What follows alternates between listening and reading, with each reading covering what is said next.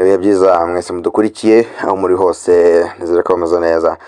Ubu ngubu ngiye kubagezaho ijambo ndetse n'isengesho First Lady w'u Rwanda Jeanettekagame yagejeje ku bantu bari bitabiriye isengesho rusange ryaberaga muri Amerika nkuko mwabibonye yasuzanyije na Tramp, ndetse bari bicaye kuri table d'honneur bo nawe yarayicayeho hamwe na Tramp, aho benshi ubona ko bakunda kwita VVIP. Hagezeho umwanya rero igihe bagombaga gusengera igihugu, ni umugore wa perezida wacu w'u Rwanda wagejeje iryo sengesho ku bari bitabiriye iyo nama. Nk'uko mwabibonye na perezida w'u Burundi yari ahari ndetse na First Lady we nabo bari bahari.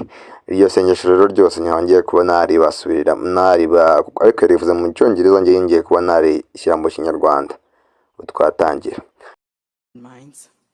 Seeking your guidance and grace in this time of Kubivuga ati nkuko dushaka kuyoborwa nawe ndetse no kubona umuntu muri kino gihe, dusabye imbaraga ndetse no kuba watumurikira,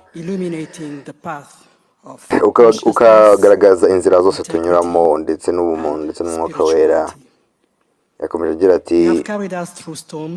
ati nk'uko wadutwaye ukatunyuza mu bihe bikomeye ndetse no mu ngwani mirabyo, ndetse byaradukomeje kuko n'igihe twari dufite intege nkeya dukomeje uraduterura ndetse tugeze ahantu heza cyane. Ati uyu munsi duhagaze mu gihe cyo gushima urukundo rwawe ndetse rumwe rutajya rushira ndetse rumwe rutajya rutureka. Ati turizera ko uzatufasha kugeza tugeze ku mahoro. Ati nk'uko Imana yabivuze, ati mube abantu muzana amahoro ku isi. Ati njyewe nzabita abana b'Imana.